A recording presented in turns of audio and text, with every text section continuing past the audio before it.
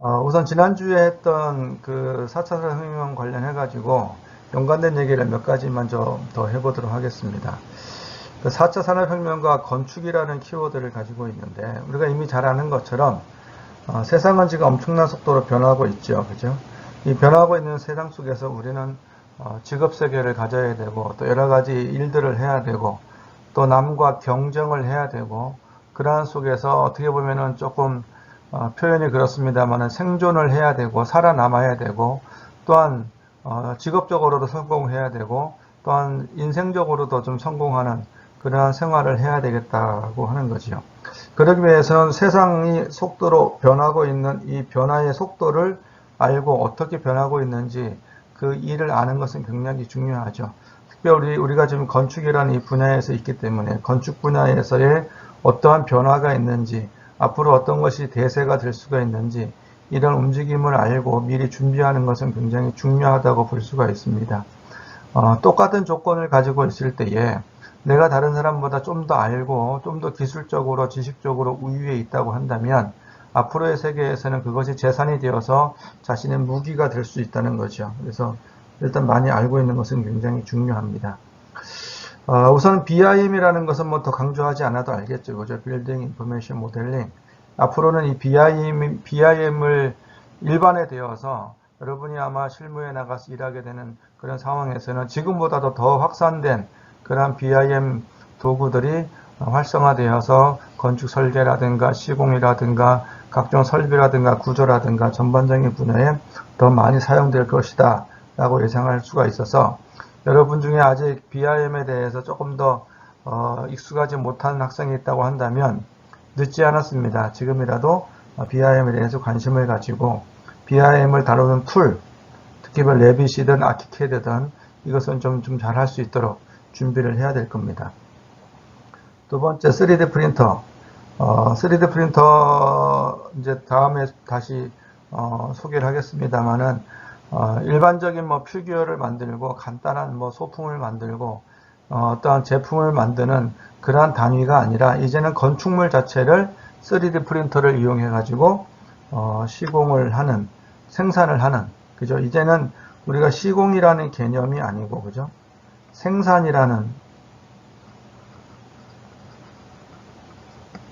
생산이라는 개념으로 접근하고 있잖아요. 그래서 마치 제조업이 생산이잖아요. 공장에서 어떤 제품을 만들어내는 것을 생산한다 그러잖아요.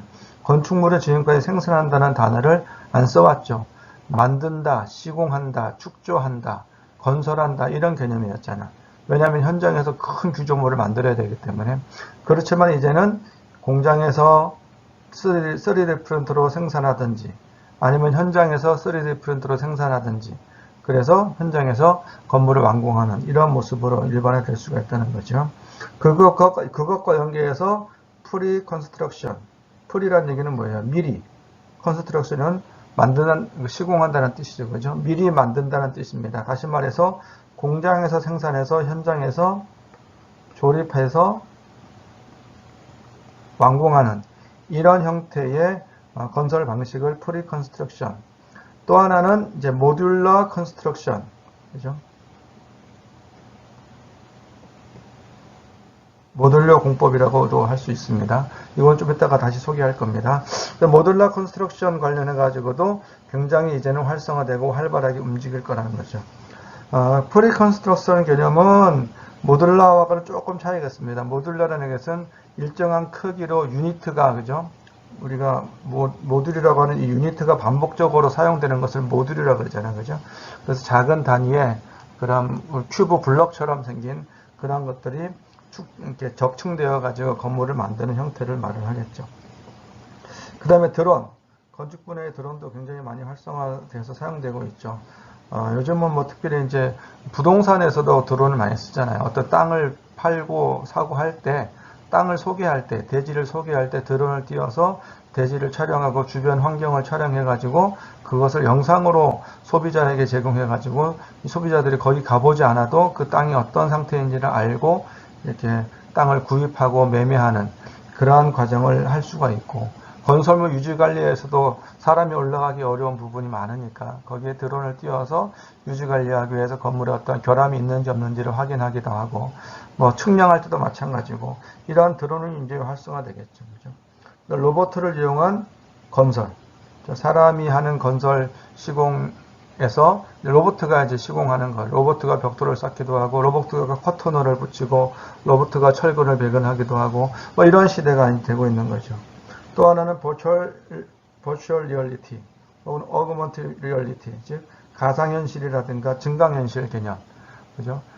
가상현실이나 증강현실과 같은 경우도 이제는 많이 활성화되겠죠. 지금도 뭐 우리 게임 같은데 뭐 이렇게 하고 있습니다만은, 건축에서도 이제는 가상현실 같은 그러한 어떤 공간을 만들어서 고글을 쓰고 공간을 체험하면서 또 공간 내에 있는 그 여러 가지 가구들이라든가 소품들을 이리저리 배치해 보면서 인테리어를 꾸미기도 하고, 벽을 세웠다가 벽을 없애기도 하면서 공간을 만들고 확장하고 뭐 가변시켜주는 그러한 일들을 할 수가 있게 되는 거죠. 그 다음에 빅데이터, 굉장히 중요하죠.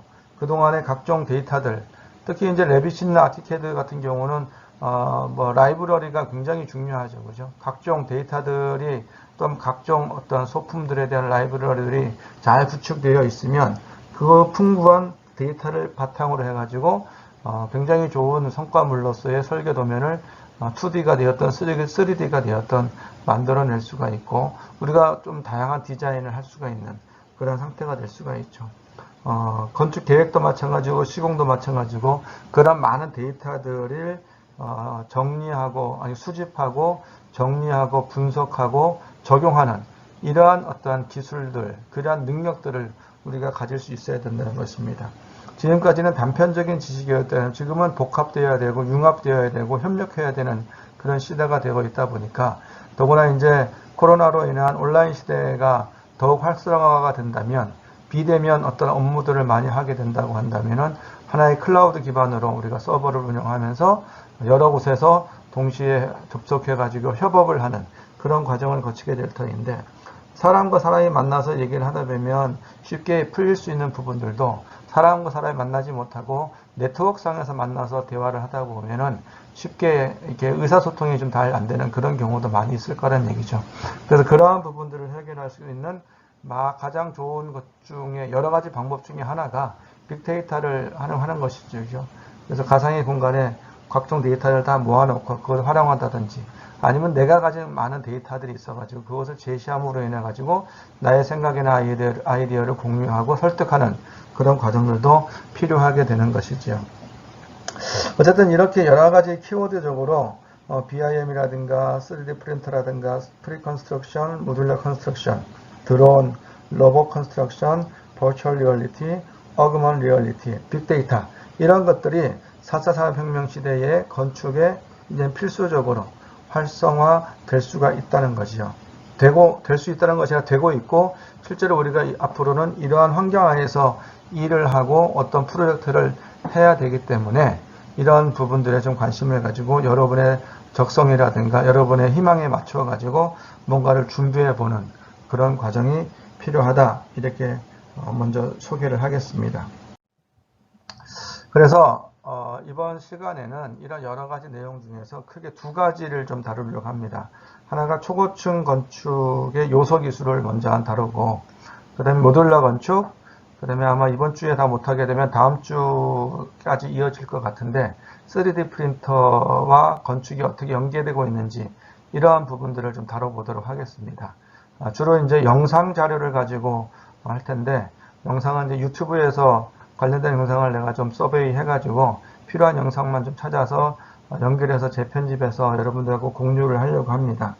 거기에 앞서서 몇 가지 초고층 부분하고 그 모듈러 건축은 좀 이론적인 얘기를 좀 몇 가지 좀 하고 진행을 하려고 합니다. 그래서 초고층 건축에 대해서 먼저 한번 얘기할 텐데, 초고층 건축은 지난주에도 한번 잠깐 다뤘었는데 한 번 더 정리를 하면, 초고층 건축은 영어로 이제 슈퍼 톨 빌딩이라 STB 이렇게 좀 많이 쓰기도 합니다. 혹은 뭐 하이 라이즈 빌딩 이라고 뭐 얘기하기도 합니다. 초고층 건축은 구조 설계, 건물 설비, 시공 관리 등 난이도가 일반 건물과 확연히 구별되고 특수 디자인 및 공법 등 차별성이 요구되는 기준을 적용할 때 초고층 건축이라 이렇게 얘기합니다. 보통은 50층 이상, 200m 이상이라고 볼 수가 있습니다. 그런데 이제 내가 얘기하는 것들은 뭐 일반적인 초고층은 50층 이상, 200m 이상이라고 하지만 여기서 이제 내가 얘기하는 초고층은 주로 한 500m 이상 정도 되는, 그러니까 400m 이상이라고 봐도 되겠네, 그죠? 500m 이상 되는 건물이 많지는 않으니까 어쨌든 500m 내외의 건물들을 이제 초고층으로 봐도 되지 않을까 싶습니다. 초고층 건축의 디자인적인 특성, 즉 건축 디자인적인 특성은 도시의 랜드마크적인 형태를 가질 수 있어야 됩니다. 즉 국가의 경쟁력이나 상징성을 가질 수 있어야죠, 그죠? 이 롯데타워 같은 경우도 555m잖아, 그죠? 555m인데 우리나라에서 가장 높은 건물이니까 우리나라의 어떤 랜드마크적인 상징적인 건물이 될 수가 있겠죠. 지금 이제 이쪽 어떻게 보면은 이쪽으로 가면 있겠는 거죠. 이쪽이 이제 코엑스 방향이니까 코엑스 그 앞에서 그 현대자동차에서 그죠? 그 GBC 건물을 짓고 있잖아요, 그죠? 이 GBC 건물이 롯데 슈퍼타워보다 더 높은 건물이 될 거예요. 그렇지만 현재로서는 현존하는 최고층 건물이기 때문에 우리나라의 도시의 서울의 랜드마크적인, 서울에 가면은 맑은 날이면 어디에서든지 이 건물이 보이잖아요, 그죠? 그래서 이러한 어떤 랜드마크적인 형태를 가지면서 동시에 아름다움이 있어야 되겠다. 그다음에 복합 기능의 시너지 효과가 있어야 된다. 복합 기능이라는 것은 단일 용도의 건물이 아니라 이 초고층 건물은 사무실도 있고 호텔도 있고 아파트도 있고 그다음에 이제 몰, 상가가 있는 거죠, 그죠? 상가가 있고 뭐 공연장도 있을 수가 있고, 그죠? 그래서 그러한 것들이 한꺼번에 모이기 때문에 어떤 시너지 효과가 있어야 되겠다. 그리고 초고층 건물은 대부분 최상층을 전망대라든가 통신 안테나로 많이 활용을 합니다. 특히 이러한 어떤 사회적 기능도 중요하기 때문에 이러한 어떤 건축 디자인적 특성을 가지고 있고, 구조적으로는 어떤 특성이 있게 되냐면 바람이나 지진 등 수평력에 저항하기 위한 어떤 특수 구조가 필요하다는 얘기고, 고강도 콘크리트 및 고강도 강재를 적용하고 있다. 건물 쇼트닝 해석, 보존, 개측 기술이 필요하다. 요건 다시 얘기하겠습니다, 뒤에서. 그 다음에 시공적 특성도 마찬가지로 규모에 비해서 짧은 공사 기간을 가진다. 555m 건물을 건축하는데 얼마의 시간이 걸릴 것인가? 가능하면 단축시켜야 되겠죠, 그죠? 그래서 기준층 층당 한 3일 정도 공사를 합니다. 보통 일반적인 건축물은 기준층 층당 할 때 보통 한 7일에서 10일 정도 이렇게 걸린다고 보면 굉장히 빠른 거죠. 그다음 동일 평면을 반복하게 적용함으로 인해 가지고 습수 효과, 숙련되는 거죠. 똑같은 것을 계속 반복하다 보면 시간이 지날수록 더 숙련되고 빠르게 진행을 할 수가 있게 되는 거죠. 그 다음에 일반 상품과 차별되는 초고층 기술을 유지한다. 뭐 10층짜리 건물하고 100층짜리 건물을 시공하는데, 설계하는데 기술이 당연히 차이가 날 수가 있겠죠, 그죠? 그래서 그러한 어떤 차별되는 기술이 요구되는 특성을 가지고 있다라고 볼 수가 있습니다. 초고층 건축의 요소 기술을 좀 생각을 해보면, 초고층 빌딩의 설계 및 시공은 기술 집약적인 고부가가치 선도 건축 기술의 집약체다. 즉, 이러한 건물 하나를 지으려면 현재까지 개발된 건축 분야에 사용되고 있는 모든 지식과 기술들이 다 동원되어야지만이 가능하다. 초고층 빌딩의 설계와 시공은 그래서 그러한 어떤 특성을 가지고 있다고 보면, 요소 기술 이게 한 9가지 정도가 있는데 정리를 해보면, 일단은 재료가 중요합니다. 고강도, 강도가 높은 재료를 써야겠죠. 강재가 됐든 콘크리트가 되었든 어떤 초고층 건축가 재료를 위한 어떤 좋은 기술이 필요하다는 것이고, 그 다음에 내진 구조 계획이 필요합니다. 즉 내진 구조, 지진을 견딜 수 있어야죠. 면진과 재진의 개념은 제가 한번 얘기했었기 때문에 넘어갑니다. 그 다음에 강성 조정 제어 장치가 있어야죠. 건물이 이렇게 있어서 흔들릴 거 아니에요. 이렇게 좌우로 흔들린단 말이죠. 이 흔들리는 것을 제어해야 되니까 TMD라든가 TLD, 댐퍼라고 하는 개념인데, 그죠? 충격을 완화시켜준다든지, 그다음에 처짐 좌우로 흔들리는 스웨이라고 하는데 그런 것들을 줄여주는 것입니다. TMD는 매스, 큰 TMD 개념은 매스, 쇳덩어리 같이 큰 어떤 몇십 톤 되는 그러한 구조체를 올려서 눌러가지고 제어하는 거고, TLD는 리퀴드, 액체를 이용해가지고 이렇게 물을 좌우로 왔다 갔다 하게 하면서 무게를 눌러가지고 제어하는 방법이 있습니다. 그래서 이러한 제어 기술이 필요하고, 바람의 흔들림을 제어하기 위해서 공기역학적으로 바람이 잘 흘러 빠져나가도록 만들어줘야 되겠죠. 그 다음에 기둥 축소량 예측 및 보존 기술이 필요한데, 기둥이 시간이 지나면서 줄어들게 됩니다. 이게 기둥이 수직으로 500m 기둥이라고 한다면 1층, 2층, 3층, 4층 올라가면서 1층에 지었던 기둥이 한 1년 뒤에 위에서 누르는 힘이 굉장히 크게 증가될 거 아니에요. 그죠? 그럼 기둥 밑에 있는 기둥은 점점 줄어들 수밖에 없다는 겁니다. 그래서 줄어드는 축소 대수가, 누르는 힘은 압축력이니까 압축력은 재료를 줄어들게 하잖아. 그러니까 그러한 특성이 있어서 그걸 쇼트닝이라고 그래요. 줄어든다는 얘기입니다. 그래서 그걸 예측하고 보정하는 기술이 필요하다는 겁니다. 그 다음에 조인트 관리 기술, 이 고층부하고 저층부의 조인트, 이런 어떠한 수직재와 수평재의 조인트, 접합부죠, 그죠? 이런 것들을 어떻게 잘 연결을 해서 균열이 생기지 않게 만들어야 할 것인가. 그 다음에 고강도 콘크리트의 포결. 콘크리트 안에 고강도라는 얘기는 뭐냐면 강도가 높다는 얘기잖아요, 그죠? 일반 콘크리트보다 강도가 높아지는 이유는 시멘트를 많이 쓰기 때문에 그래요. 시멘트가 많이 들어간다는 얘기는 모래 자갈 사이 틈을 시멘트 작은 입자가 메워주기 때문에 빈틈이 별로 없어요. 그래서 단단한 상태가 되는 거지. 근데 콘크리트는 물을 사용하기 때문에 물이 그 콘크리트 안에 갇혀 있는데 물이 잘 빠져나올 수 있어야 됩니다. 그런데 빠져나오지 못하고, 왜냐하면 고강도는 그 밀도가 높기 때문에 밀실하니까 잘 빠져나가지 못하죠. 그러니까 만약에 화재가 발생했을 경우에는 뜨거운 열을 받게 되니까 물은 증발하려고 그러는데 빠져나가지 못하니까 견디지 못하고 결국 폭발하게 돼버립니다. 그래서 그 수증기가 폭발하면서 콘크리트가 깨져버리는 그런 현상을 포결이라 그래요. 그래서 이런 포결이 일어나는 게 있기 때문에 이거를 방지하는 기술이 필요하다는 것이고, 그 다음 횡변이를 제어하기 위한 최적의 구조 시스템.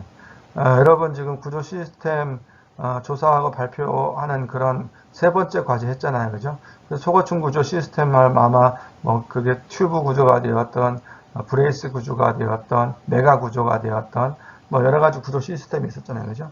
그런 구조 시스템을 잘 선정을 해서 횡변이를 제어하는 그러한 기술이 필요하다는 얘기고, 공기를 단축시킬 수가 있어야 되고, 사용 재료의 양을 절감할 수 있는 그러한 변이 기법이 필요하다는 것입니다. 그리고 구조적으로 튼튼한 것이 중요하기 때문에 구조 해석 기술이 굉장히 중요합니다. 이 대규모 엄청난 건물을 미리 시뮬레이션을 잘 해가지고 안전한 상태로 만들 수 있어야 되기 때문에 여러 가지 해석 기술이 중요하다고 볼 수가 있고, 그 다음 유지관리, 메인터넌스 부분에서 굉장히 중요합니다. 짓고 나서도 사용을 수십 년, 때로는 100년 이상, 200년 이상 사용할 수 있어야 되기 때문에, 그랬을 때에 건물이 건전하게 잘 유지될 수 있도록 관리하는 게 굉장히 중요하다는 얘기입니다. 그런 관리 기술이 필요하고, 시공 기술이 또한 굉장히 중요합니다. 이 땅에서부터 여기 꼭여기까지 콘크리트를 어떻게 올려보낼 거예요?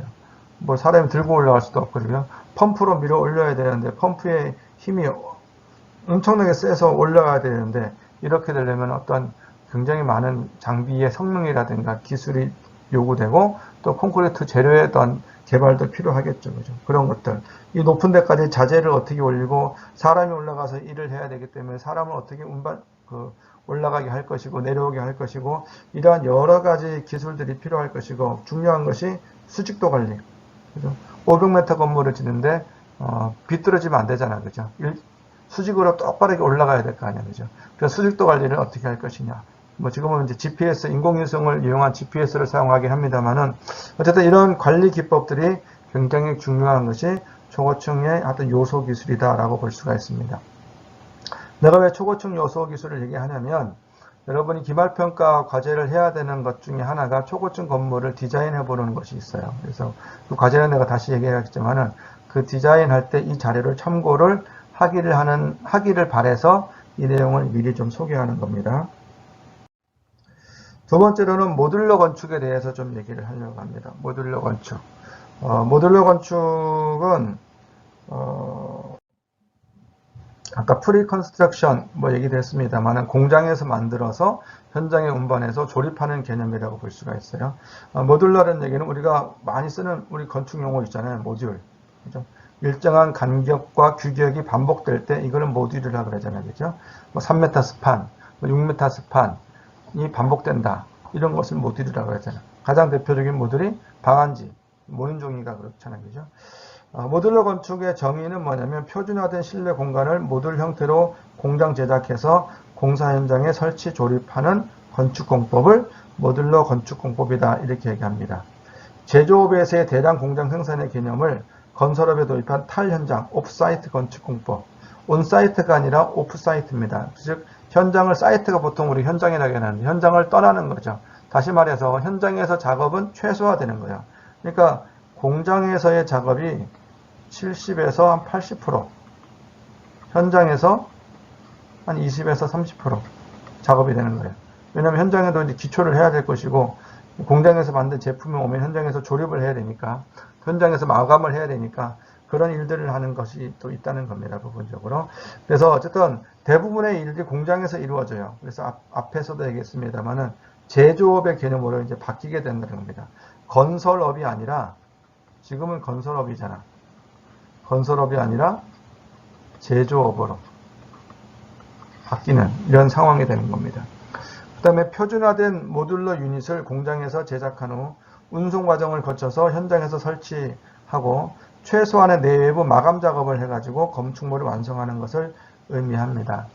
우리가 여행을 가면 호텔에 묵을 수도 있고 뭐 모텔도 마찬가지고요.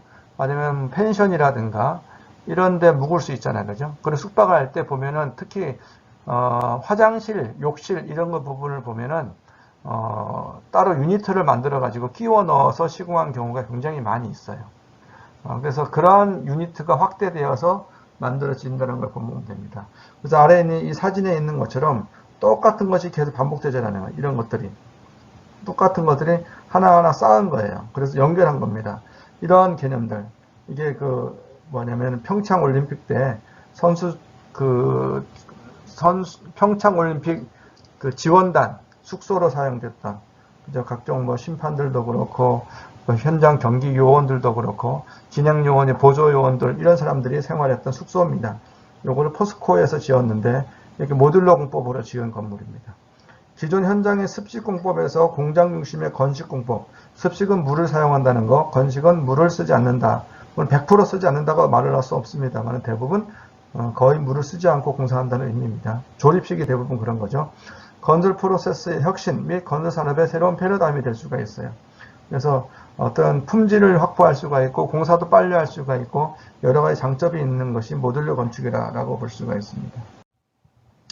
그래서 모듈러 공법은 기존 공법 대비 35에서 44% 정도 공사 기간을 단축할 수가 있다고 합니다. 이것보다 더 단축할 수도 있다라고도 볼 수 있는데 하여튼 일반 공법에 비해서 이만큼 단축 효과가 있게 되는 거죠. 그래서 공법별 공사 기간을 한번 비교를 해보면 연면적 513제곱미터의 4층 원룸 4층짜리 건물인데 원룸으로 4층으로 지어진 건물이에요. 이거를 철근 콘크리트로 했을 경우는 108일 정도 걸리는데 철골로 하게 되면 101일 정도 걸리고 모듈러 건축을 하게 되면 50일 정도 걸립니다. 이거에 비해서 한 2배 정도 빠르게 공사를 할 수가 있는, 이것도 마찬가지로 2배 정도 되겠네요. 그죠? 이렇게 빠르게 공사를 할 수 있는 그런 장점을 가진다라고 볼 수 있습니다. 모듈러 건축은 3가지 공법이 있어요. 라멘식 적층 공법이 있습니다. 마치 컨테이너 쌓듯이 컨테이너를 한 층, 2층, 3층 쌓듯이 이렇게 쌓아서 만드는 이러한 식. 그러니까 기둥이나 보가 하중을 받는, 이 기둥이나 보가 하중을 받는 이러한 식으로 만드는 것을 라멘식 적층공법이라고 그러고, 벽식 적층공법이 있습니다. 벽체가 하중을 받는 공법이 있어요. 이 벽이 받는 거죠. 그죠? 그 다음에 인필식. 프레임이 있고 프레임 사이에 성냥갑을 끼워 넣는 모듈을 삽입하는 공법으로 쓸 수가 있습니다. 뭐 어느 방식이 되었든 간에 사용될 수가 있는데 주로 이제 라멘식 적층 공법을 현재로서는 많이 쓰고 있다라고 볼 수가 있겠죠. 이 모듈러 주택에 적용되는 기술은 여기 뭐 쭉 있는 것처럼 소음을 차단하기 위한 마감 기술이 필요하고 모듈 내부에 접합부가 필요하고 모듈 간 접합부가 필요하고 내부에 이제 접합이 필요하고 이 모듈과 이 모듈 사이 접합이 필요하죠. 그죠? 바닥을 가볍게 만들어야 될 것이고 에너지 절약식 외피도 필요하고 하이브리드 내화 구조도 필요하고 기초의 레벨도 잘 맞춰야 되고 조립용 진동장치, 운반용 고정장치 이런 것들이 이제 적용되어야지만이 원활하게 이 모듈 건축을 이룰 수 있다. 요소 기술이다라고 볼 수가 있습니다. 모듈러 건축의 건축 과정을 보게 되면은 일단은 기본 모듈 디자인을 해야 되겠죠. 그죠? 기본 모듈을 디자인하고 그다음에 모듈의 어떤 골조를 공장에서 조립을 하는 거죠. 그죠? 그다음에 이제 전기 배선과 소방 통신 공사 쭉 하고 내외장재 창호 마감 설치를 하는 거죠. 이게 전부 다 공장에서 이루어지는 거죠. 공장에서 구조체를 만들고 바닥을 만들고 벽체를 만들고 전기 설비까지 다 하게 되면 공장에서 마감까지 하게 되면 완료가 됩니다. 그 다음에 현장으로 운반하는 거죠. 현장으로 운반을 해요. 운반하게 되면 운반하고 나서 조립을 하고 접합부를 마감하고 완공을 하게 됩니다. 조립을 하려면 현장에서는 이제 기초를 먼저 만들어 놔야겠죠. 기초는 공장에서 만들어 올 수가 없겠죠. 현장 땅에 맞추어서 바로 해야 되기 때문에 이거는 이제 현장에서 이루어진 일이고 나머지 부분들은 공장과 현장이 협업하게 되는 거죠. 공장에서 만들어 오는 것들을 현장에서 옮기게 되는 거죠. 그래서 현장에 운반하게 되면 그 다음에 기초 토목공사하고 현장 설비 공사한 상태에서 조립을 하고 완공을 하는 이러한 상태가 됩니다. 그 다음에 필요하게 되면 이제 나중에 다 쓰고 나면 해체하거나 다른 곳에 옮겨가지고 다른 곳에 옮겨가지고 재건축할 수 있는 그런 상태가 될 수가 있겠죠. 그래서 모듈러 건축은 앞으로 좀 어떻게 될 것이냐라고 보면은 패러다임이 이제 변하게 되는 거죠. 어떻게 변화가 되냐면 이제 노동 집약적인 어떤 건설업이 기술 집약적으로 바뀌게 됩니다. 사람으로 할 수 있는 일들을 최소화시켜 나가게 되는 거죠. 지금 인구도 줄고 있고 그죠? 인구도 줄고 있지만 더구나 숙련된 기술자들이 부족한 상황이 되기 때문에 이제는 사람이 하는 일을 최소화시키고 가능하면 공장에서 제품 생산하듯이 갈 수 있는 기술 집약적으로 갈 수밖에 없는 것이고 현장 중심에서 공장 중심으로 습식에서 건식으로 바뀌는 이런 상태가 되는 거죠. 그래서 국내외의 다양한 변화 요구 및 도전에 직면해 있는 건설 산업에 하나의 대안으로서 충분하다는 겁니다. 즉 이러한 패러다임의 변화가 필요하다는 것이고 또 새로운 비즈니스 플랫폼 필요성이 대두되고 있고 도심지 내 고층 이상의 재건축에 대한 시공 효율성 요구와 건축 시장의 수요 변화에 탄력적으로 대응할 수 있는 즉 이축, 옮겨서 다시 지을 수 있는 그러한 시설물에 대한 요구가 증대되고 있습니다. 그래서 요즘은 환경 보존, 환경보호, 환경 문제가 굉장히 심각하기 때문에 도심지의 오래된 건물들을 다시 재건축할 경우에 일단 조립식 개념의 건축물이 많이 사용될 수밖에 없다는 것이고 요즘 우리가 협소주택 이렇게 많이 얘기하잖아요. 그죠? 협소주택 같은 경우는 이 모듈러 건축을 적용하는데 최적의 그러한 어떤 대상 구조물이다라고 볼 수도 있습니다. 건설 폐기물 감축 및 이산화탄소 저감 등의 친환경적인 건축물에 대한 수요가 사회 전반적으로 증대되고 있습니다. 그래서 향후 모듈러 건축 시장은 지속적으로 확대될 것으로 예상이 됩니다. 그래서 여러분이 건축 설계를 하든 건축 시공을 하든 앞으로 모듈러 건축을 많이 접하게 될 것입니다. 지금도 많이 하고 있어요. 시골의 전원주택 같은 경우 보게 되면은 이 모듈러 건축 개념을 이용해 가지고 짓는 경우도 많이 있고 공장에서 제작해 가지고 현장에 옮겨서 쓰는 경우가 많이 있죠. 여기 있는 여러 가지 사례들이 다 전부 다 그렇습니다. 적층 형식으로 좀 쌓고 있는 그런 건물들이잖아요. 그죠? 이것도 서울 청담동에 있는 그런 건물입니다. 이것 숙소 마찬가지고요. 그죠? 그래서 공장에서 출하해서 현장에 조립해서 건물을 지었는데 나중에 이제 해체를 하게 되면은 공장으로 옮겨서 재활용할 수도 있고 아니면 재사용할 수 있습니다. 리사이클 하거나 리유스 하거나 그래서 해체 이후에 옮겨서 재사용할 수가 있고 공장으로 재활용 마치 플라스틱 재활용품 재활용하듯이 이렇게 할 수도 있다라고 볼 수가 있습니다.